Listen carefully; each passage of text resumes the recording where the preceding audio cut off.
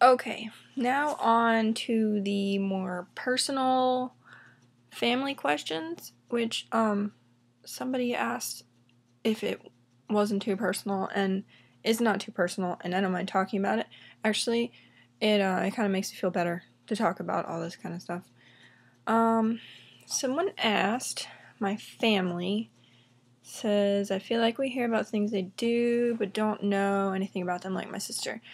I wanted to apologize about that, first of all. I feel like I gripe about my family more than I share the more positive things they do. My family has always been very, very understanding and very supportive of me, whether or not I wanted to admit it before. But they always have been. My mom, she just has a different way of being supportive. It's very similar to being smothered with a pillow. Yeah, but I love her nonetheless. Okay, my dad is, he's originally from New Jersey, and then his family moved down to Florida. He didn't have a very good childhood. His dad was very abusive to his mother. His mother loved him dearly. He loved his mom so much, but she was abused, and both of his parents were alcoholics. It's very sad, very, very sad situation. I only met my grandmother once before she died. I think she died probably because she destroyed her body with alcohol. And like all evil people, his dad lived many, many years later. I mean, he was like evil incarnate. He was an awful man. Awful man.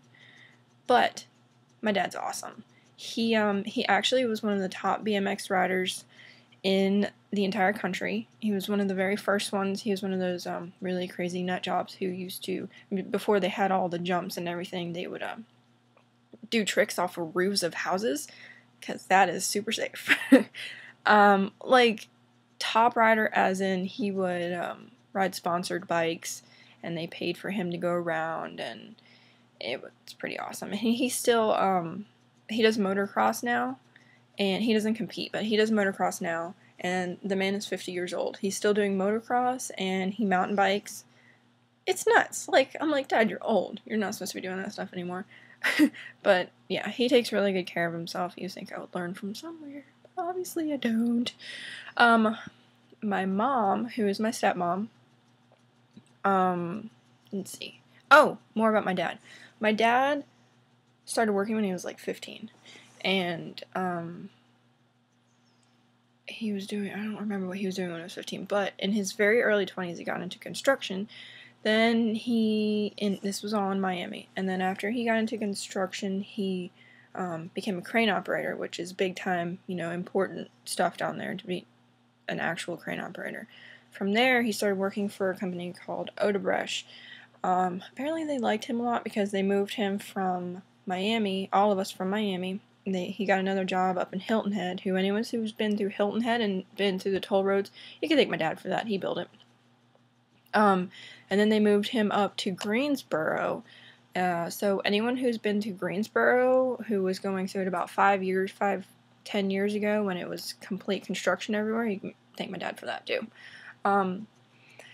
Then some bad stuff happened with that company, and nobody wanted to work for him anymore, so they asked my dad to start his own precast company, instead of having to work through other companies. So, wham bam, thank you ma'am, that is how he started his own company, and it's a woman-owned company. My mom owns it, he runs it. I do all the production projects, that sort of fun stuff. So, okay, so then there's my mom. She was born up north, and then they moved down to Miami as well, and that's where my parents met. She's crazy. My mom is actually an artist, which I'm not sure anyone knows about that. She's an abstract artist. She's extremely talented, but she doesn't like other people criticizing her work, so it's very personal for her. She went to college and got a liberal arts degree, and she worked in a law office for a really long time. Then she had Kate, and then she quit working for a while.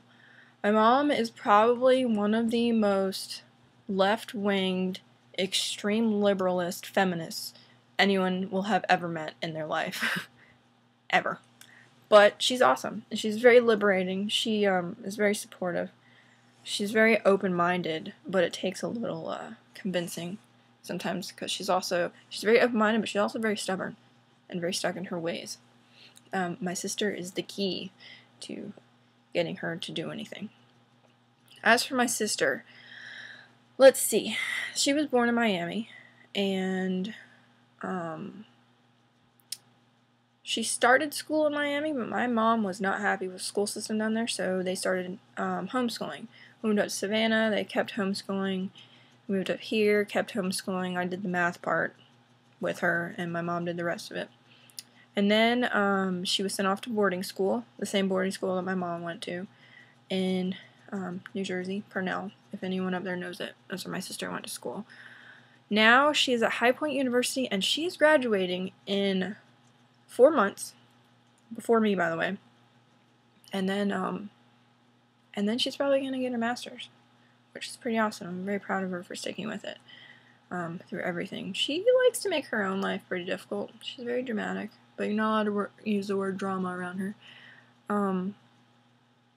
Her boyfriend is in the Air Force. If anyone looks at the pictures of Obama being inaugurated, he is one of those two guys that's standing behind Obama on the platform thing. It's pretty awesome. He's a really nice guy, but his family sucks. Alright, I think that's enough about my family. I have a lot of questions about the uterus, so I'll try to answer them all before this one gets too long too. How old was I when I left the uterus? I was 11. How did I come to find my current family? It says in parentheses, real, not birth. Well, my dad is my birth father. My mom is my stepmother. So, it's all very technical. My mom is my mom. Like, she's always been my mom. I've known her since I was 2.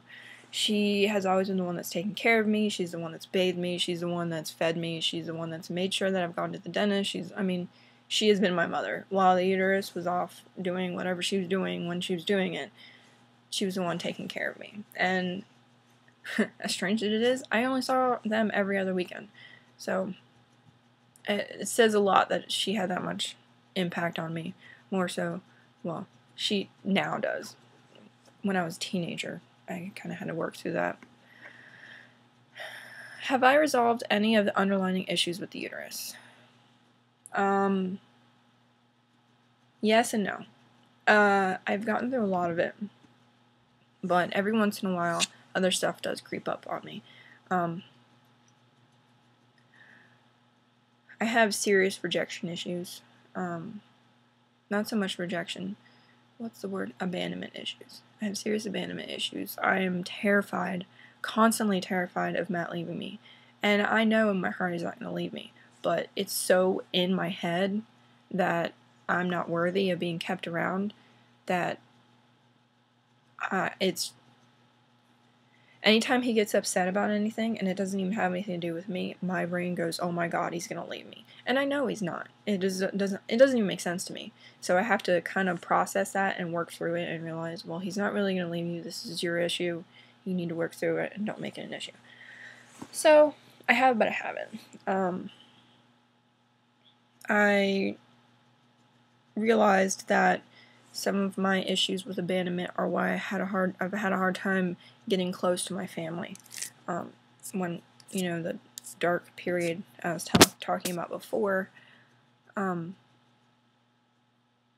I basically blocked out my family. It was like I was in a different country than them. I didn't really associate with them. I didn't let them in at all. But I've learned that they love me, as Chris, as the person who screws up and the person who does right, all of me. And I recently realized that is where that came from, and that it's not right because they love me no matter what. I think it says has your family gotten off your back about it, but I have to clarify that. it's really only my mom who bothers me about that situation. She gets very involved, and I've recently come to realize that she's too involved. And I told her that she's too involved, and she's had a lot of control of the entire situation with them. She controls when I talk to him and when I don't talk to him. So I put a stop to that, and I told her that she needs to not be involved and let me deal with it. So, so far she's respecting that. That's great. How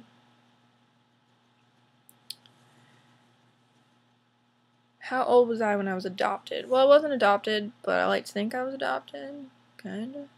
I was 11 when I left, so I guess this is along the same lines. I'd love to know more about the dynamics between you and the uterus, if it isn't too personal.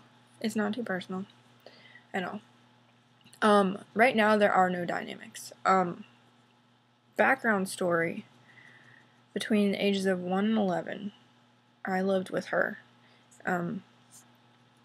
We lived with probably over 40 different men in that time. She was married 3 times. We would move in and out from whatever man she was with into my grandmother's house, back and forth and back and forth and back and forth. I am surprised I even passed any grades because she wouldn't take me to school. I don't know why. I guess she was too busy sleeping.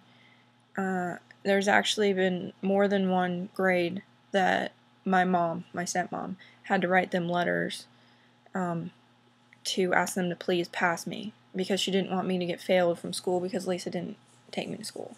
And they did, which was nice. She had to go through a lot of work to clean up Lisa's mess. So that happened for about 11 years, and by 11, I was actually able to start thinking a little more clearly and seeing the differences and the dynamics of the happiness that I had with my dad and my mom and the extreme unhappiness and discomfort I had living with my biological mother. And I had a friend named Marianne who was very liberating, and she had an awful mother. Awful mother. I think she was a drunk. Oh, I don't know. But she was like 12 or 13, but she had the mentality and sexual prowess of probably a 19 or 20-year-old. I probably wasn't the best person for me to hang out with, but she pretty much saved me in a time that I really needed to be saved because I had nowhere else to go. Another thing, Lisa couldn't keep a job. The uterus is Lisa. She at one point had a job where she was cleaning she was changing the deodorizers. You know, the little spray deodorizer things in the bathroom at public places? Yeah, her job was to change those out. And for some reason, she decided that she was going to leave me in the car with her current boyfriend. Well, said current boyfriend likes to touch little girls, and he decided that he wanted to touch me, and I did not like it. Well, I felt instantly sick, and I told them that I had to go home. So she dropped me off at home, and I ran over to my friend Marianne's house, and I told Marianne what happened, and so she got really pissed off, and she called my mom for me, and my mom came and picked me up almost instantly. And from there on out, everything changed. We called the cops, and Lisa decided that she wanted to come over to my mom and dad's house.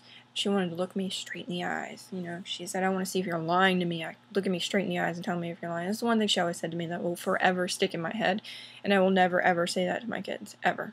Look me in the eye and tell me the truth. I can tell if you're lying. It still makes me so angry. She came to my dad's house, and I'm trying not to make this so long, but it's kind of a drawn-out story. She came to my dad's house, and she wouldn't come. No, she came to my dad's house, and she had the audacity to bring them in with her. A good thing she kept him in the car. Well, she brought the man with her, and she took me outside, and she's like, tell me the truth, tell me the truth. And I told her the truth. I told her exactly everything that happened. She's like, I don't believe you. I don't believe you. That didn't really happen. Well, she made the mistake for coming inside. And where my mom basically told her that she had the IQ of her shoe size, and told her to fuck off, and she never wanted to see her face again. Luckily, my dad kept quiet because she probably would have killed her. Lisa left that day with that man, and I didn't see her for 11 or 12 years after that. I probably had one conversation with her after that, because after that point, inside me was completely shut down. I was shut down to her altogether. I put up the biggest wall I have ever had in my life, and to this day it's still there, and I know that I probably should forgive her in order to release that part of myself. I guess I'm not there yet, because I'm still very angry. I'm angry because she didn't believe me. I'm angry because she left with him. I'm angry because she had the audacity to bring him. I mean, I could go on and on for all the reasons I'm angry at her. I think one of the biggest things I'm angry at her, she never tried to get me back. As a mother, and I'm not even a mother, but I know this, because I know my mom would never let anything like that happen. She would kill someone first. But I know that she would never let anything like that happen to her children and then just walk away. Because you don't walk away as a mother. You fight for your children. And she never fought for me. She never fought to get me back. I mean, she signed the papers over like it was nothing for me to leave Florida and move up to Georgia. So I don't have the room to forgive her yet for that. I don't know when I will. I will, I guess. But I think I got the better end of that deal, because I moved in with a family who loves me no matter what, even when I'm being completely irrational and retarded. So, alright, well, that was depressing. Bye.